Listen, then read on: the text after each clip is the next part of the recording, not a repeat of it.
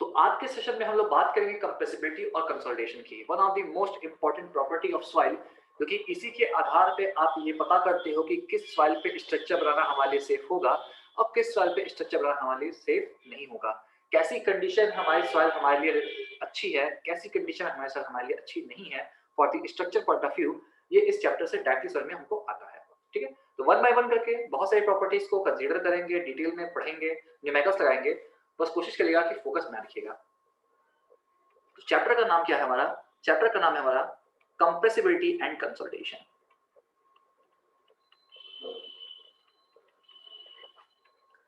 अब ये जो कंप्रेसिबिलिटी और कंसोलिडेशन है, ये दो अलग अलग चीजें हैं, ठीक है, जिनका एक दूसरे से संबंध होता है। कंप्रेसिबिलिटी एक सॉइल की प्रॉपर्टी होती है, कंसोलिडेशन उसमें होने वाला फिनोमेना होता है। ठीक है, ये बेसिक डिफरेंस आपको जानना बहुत जरूरी है। अलग अलग टीचर अलग अलग तरीके से इसको एक्सप्लेन करते हैं, बट मेरा एक्सप्लेन करने का तरीका ये है। कंप्रेसिबिलिटी मतलब कि किसी भी सॉइल की वो प्रॉपर्टी जो कि उसको क्या करती है, जो कि उसको लोड की वजह से कंप्रेस होने की प्रॉपर्टी प्रोवाइड करती है, कहलाती है आपकी कंप्रेसिबिलिटी। तो कंप्रेसिबिलिटी क्या है? कंप्रेसिबिलिटी है property of soil, property of soil which allows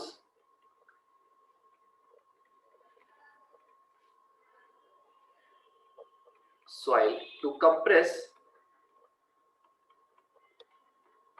due to load application, load application। ठीक है, तो प्रॉपर्टी ऑफ सॉइल क्या होती है? यह एक ऐसी प्रॉपर्टी होती है, कंप्रेसिबिलिटी एक ऐसी प्रॉपर्टी होती है जो कि किसी सॉइल को लोड एप्लीकेशन पर कंप्रेस होने की प्रॉपर्टी प्रोवाइड करती है, उसको हम लोग क्या बोलते हैं? कंप्रेसिबिलिटी कहते हैं। कंसोलिडेशन की बात करें तो कंसोलिडेशन क्या होता है? कंसोलिडेशन एक ऐसा नेचुरल प्रोसेस है, ठीक है, थोड़ा डिटेल में चलते हैं। कंसोलिडेशन, ठीक है, कंसोलिडेशन एक ऐसा नेचुरल प्रोसेस होता है जो कि बताता है कि अगर हम लोग लोड बढ़ा रहे हैं, हमारी सॉइल अगर सैचुरेटेड है और हम सॉइल पे लगने वाला लोड बढ़ा रहे हैं, तो सॉइल के वॉल्यूम में चेंज होगा और ये वॉल्यूम में चेंज पोर वाटर के निकलने की वजह से होगा।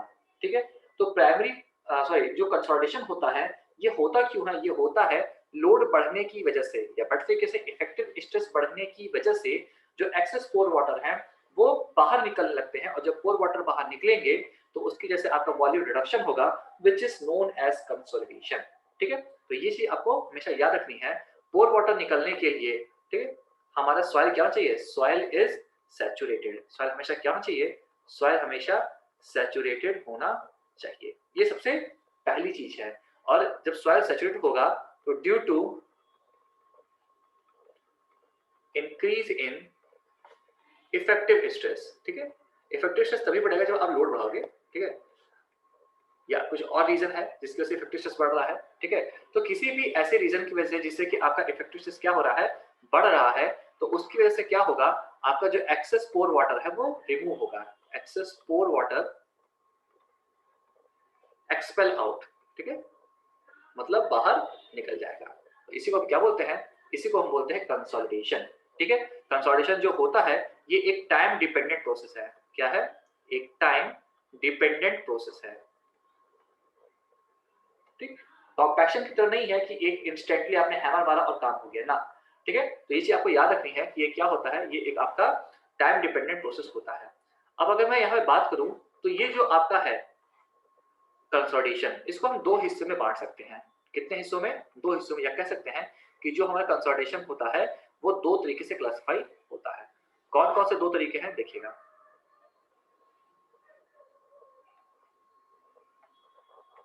सबसे पहला आपका आता है प्राइमरी, यानी कि प्राथमिक, जो पहले होता है उसको क्या बोलते हैं? प्राइमरी। तो पहला होता है प्राइमरी कंसोलिडेशन, और दूसरा होता है सेकेंडरी, यानी कि जो बाद में होता है, सेकेंडरी कंसोलिडेशन। ठीक, अब अगर मैं प्राइमरी कंसोलिडेशन की बात करूं तो इससे आप क्या समझते हो? प्राइमरी कंसोलिडेशन का मतलब क्या होता है कि इसमें जो आपका रिडक्शन ऑफ वॉल्यूम है, यानी कि जो सॉइल की वॉल्यूम में कमी है, रिडक्शन ऑफ वॉल्यूम है, वो क्यों हो रहा है? वो हो रहा है एक्सपल्शन ऑफ पोर वाटर से, यानी कि पोर वाटर निकलने की वजह से हो रहा है, एक्सपल्शन ऑफ पोर वाटर। ठीक, तो ये पोर वाटर के निकलने की वजह से आपका रिडक्शन ऑफ वॉल्यूम देखने को मिल रहा है। ये चीज आपको हमेशा याद रखनी है कि जो भी आपका प्राइमरी कंसोलिडेशन होता है वो पोर वाटर के निकलने की वजह से होता है, ठीक है। और ये कई फैक्टर्स पे डिपेंड करता है, कई ऐसे फैक्टर्स हैं जिन पे क्या करता है, डिपेंड करता है। और कौन कौन से वो फैक्टर्स हैं, जैसे कि हमारा कितना अमाउंट ऑफ लोड लग रहा है, ठीक है, अमाउंट ऑफ लोड, कितना अमाउंट ऑफ लोड लग रहा है इस पे डिपेंड करेगा। और किस पे डिपेंड करेगा, जो कोफिशिएंट ऑफ परमेबिलिटी है उस पर डिपेंड करेगा, ठीक है। और किस पे डिपेंड करेगा, और डिपेंड करेगा आपका लेंथ ऑफ ड्रेनेज पे, कि ड्रेनेज की लंबाई कितनी है, कितनी लंबी नाली से गुजर के जाना है इसको, उस पर डिपेंड करेगा, ठीक है। और किस पे डिपेंड करेगा, और डिपेंड करेगा कि ड्रेनेज फैसिलिटी कैसी है, ठीक है, वन साइड है, टू साइड है, अब इस सब चीज को अभी आपको पता समझ में आएगा, ठीक है, ड्रेनेज फैसिलिटी कितनी है। तो प्राइमरी कंसोलिडेशन क्या होता है, ये कंसोलिडेशन का वह फेज होता है जिसमें वॉल्यूम में कमी आपके एक्सपल्शन ऑफ पोर वाटर की वजह से होती है। और ये कई फैक्टर्स पर डिपेंड करता है, जैसे amount of load, coefficient of permeability, length of drainage path या ड्रेनेज फैसिलिटी।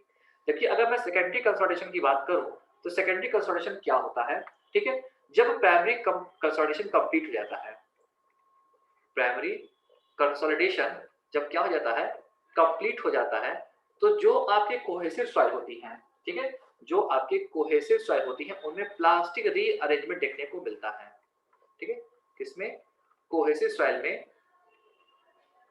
Plastic rearrangement.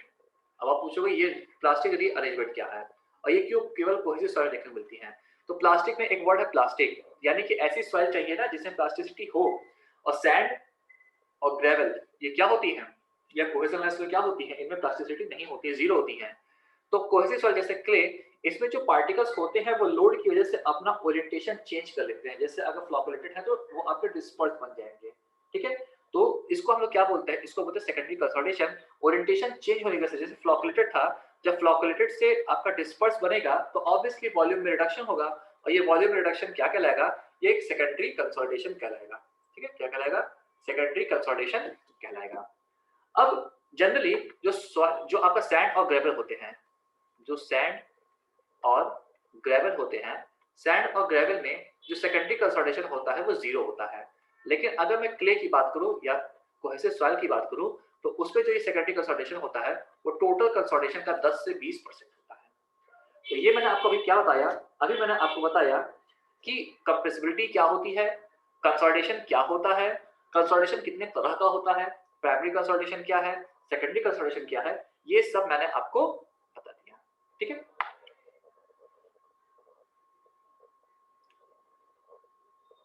अब देखिए, अब आते हैं हम लोग नेक्स्ट टॉपिक पे कि इफेक्टिव स्ट्रेस के अमाउंट की वजह से हम लोग कंसोलिडेशन को और भी कई तरीके से क्लासिफाई कर सकते हैं।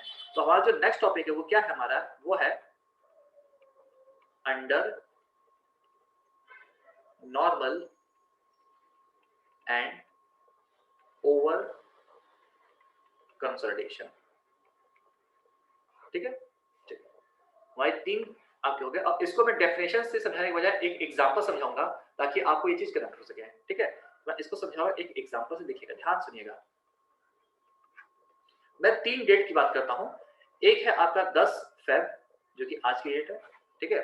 चलिए 10 फेब 2020 और 10 फेब 2021। मान लीजिए आज की डेट है 10 फरवरी।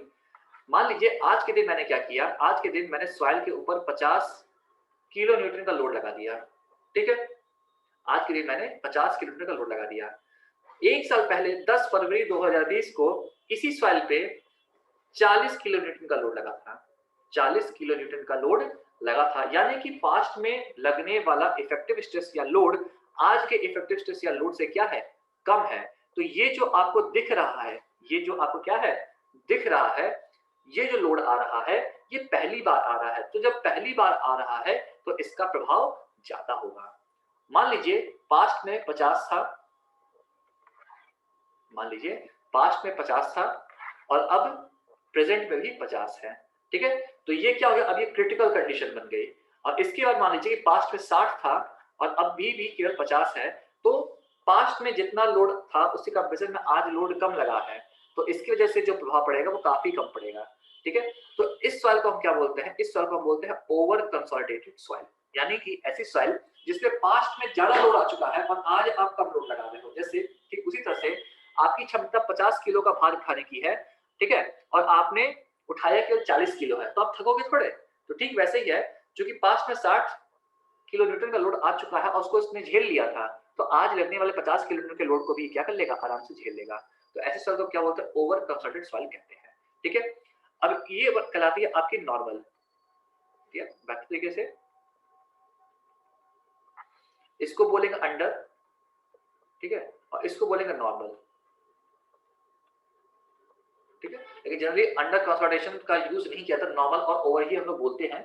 ठीक है, ये चीज भी आपको ध्यान रखनी है कि नॉर्मली हम क्या बोलते हैं, अंडर वर्ड का यूज नहीं करते, हम नॉर्मल और ओवर का ही यूज करते हैं। ठीक है, ये चीज आपको थोड़ी जाननी है।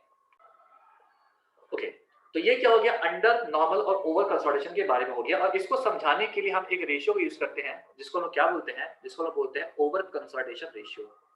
ओवर कंसोलिडेशन रेशियो, ठीक है, ओवर कंसोलिडेशन रेशियो। अब अगर मैं ओवर कंसोलिडेशन रेशियो की बात, तो ओवर कंसोलिडेशन रेशियो क्या होता है, जिसको हम लोग क्या बोलते हैं, जिसको हम लोग शॉर्ट फॉर्म बोलते हैं OCR, ओवर कंसोलिडेशन रेशियो। और ये होता है आपका sigma bar not upon sigma bar. अब ये सिग्मा बार नॉट क्या होता है, तो सिग्मा बार नॉट का मतलब होता है कि ये है आपका maximum effective stress in past में लगने वाला मैक्सिमम इफेक्टिव स्ट्रेस। और सिग्मा बार क्या है, ये है आपका प्रेजेंट इफेक्टिव स्ट्रेस। क्या है आपका प्रेजेंट इफेक्टिव स्ट्रेस। ठीक, तो ये आपका हो गया ओवर कंसोलिडेशन रेशियो के बारे में। अगर मैं बोलूंगा कि मेरी सॉइल OCS है, यानी कि ओवर कंसोलिडेटेड सॉइल है, तो अगर मेरी सॉइल ओवर है, OCS है, तो उसके लिए जो हमारा OCR होगा, यानी कि ओवर कंसोलिडेशन रेशियो होगा, that will be greater than और इक्वल टू 1। ठीक है, और अगर मैं बोलूंगा NCS है, तो इसके लिए जो हमारा OCR होगा वो लेस देन 1 होगा। इसको ज्यादा बेहतर तरीके से जो स्टैंडर्ड बुक्स में उसको ऐसे एक्सप्लेन किया है कि अगर OCR की वैल्यू ग्रेटर देन 1 है, तो उसको बोलिए ओवर कंसोलिडेटेड सॉइल। अगर OCR की वैल्यू इक्वल टू 1 है, तो उसको बोलिए नॉर्मल कंसोलिडेटेड सॉइल। ठीक है, और अगर OCR की वैल्यू लेस देन 1 है, तो उसको बोलिए अंडर कंसोलिडेटेड सॉइल। ठीक है, तो ऐसे भी क्लासिफाई किया गया है। मैं दोनों इसलिए बता दे रहा हूँ कि जैसा क्वेश्चन आएगा आप ऐसा टिक करिएगा। जनरली इस तरह से एक्सप्लेन किया जाता है, लेकिन बहुत सारी बुक्स में ऐसे भी एक्सप्लेन किया, और ये भी गलत नहीं है। ठीक है, ये क्रिटिकल कंडीशन को शो करता है, ये सेफ कंडीशन को शो करता है, और ये आपके भाई साहब खतरनाक स्थिति को रिप्रेजेंट करता है। कभी भी आपकी सॉइल अंडर में नहीं होनी चाहिए। अगर मैं आपसे पूछूं आप क्या चाहोगे कि आपकी सॉइल किस कंडीशन में हो, तो आपका आंसर हमेशा क्या होना चाहिए कि हम चाहेंगे कि हमारी जो सॉइल है वो हमेशा ओवर कंसोलिडेटेड रहे। मतलब कि आज जो स्ट्रेस पैदा हो रहा है वो पास्ट के स्ट्रेस से कम हो। क्यों? क्योंकि अगर पास्ट में अधिक लोड को वो सर्वाइव कर लिया है, तो आज के कम लोड को तो वो सर्वाइव कर ही जाएगा। ठीक है, इसलिए कोशिश यही की जाती है कि हमारी सॉइल क्या हो, हमेशा ओवर कंसोलिडेटेड हो। ठीक, अब क्वेश्चन क्या आता है, क्वेश्चन आता है कि आखिर ओवर कंसोलिडेशन के रीजन क्या है, क्या ऐसे रीजन है जिसकी वजह से आपकी सॉइल ओवर कंसोलिडेट हो गई है। ठीक है, तो देखिएगा,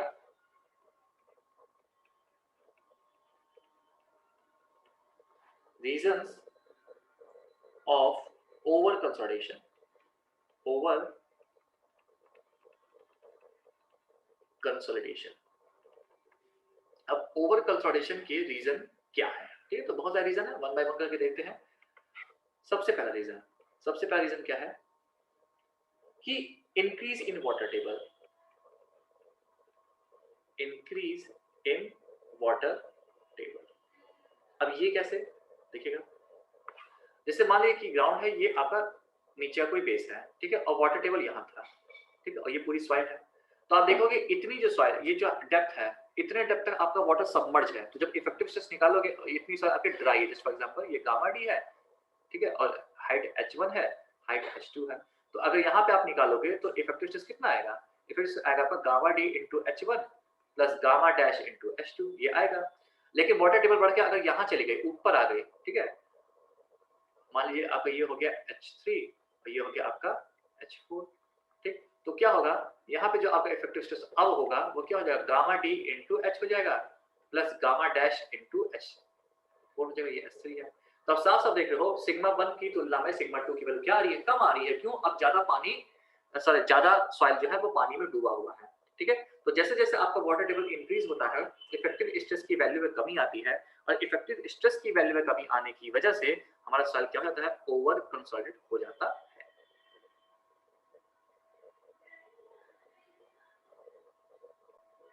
तो ये हो गया आपका पहला रीज़न। दूसरा क्या है? सेकंड है आपका increase decrease in dead load and live load. ठीक है? Decrease in dead and live load. जैसे पास्ट में लोड ज्यादा आ रहा था तो इफेक्टिव स्ट्रेस ज्यादा था, प्रेजेंट में लोड कम हो गया किसी रीजन की वजह से तो इफेक्टिव स्ट्रेस की वैल्यू कम हो गई, और जब प्रेजेंट की इफेक्टिव स्ट्रेस की वैल्यू कम होगी तो आपकी सॉइल क्या कहलाएगी? ओवर कंसोलिडेट कहलाएगी। ठीक है? तीसरा आता है आपका due to capillarity, due to capillary due to capillary destruction. आपको पता है जब कैपिलरी होती है तो उस कंडीशन में इफेक्टिव स्ट्रेस की वैल्यू बढ़ जाती है। तो पास्ट में कभी कैपिलरी थी, आपकी इफेक्टिव स्ट्रेस की वैल्यू बढ़ गई। क्यों भाई बढ़ गई? क्योंकि कैपिलरी की स्थिति में क्या होता है? इफेक्टिव स्ट्रेस बराबर टोटल स्ट्रेस प्लस यू हो जाता है। ठीक है? और आज के समय में क्या हुआ कि ये कैपिलरी डिस्ट्रॉय हो गई, और जब डिस्ट्रॉय हो गई तो इफेक्टिव स्ट्रेस क्या होगा? Sigma minus you. तो आप दोनों में से देख के बता सकते हो इस वाले की वैल्यू ज्यादा होगी, यानी पास्ट की वैल्यू ज्यादा होगी। तो कैपिलरी डिस्ट्रक्शन की वजह से ये आपकी सॉइल क्या होती है? ओवर कंसोलिडेट हो सकती है। Number 4, erosion of soil, erosion of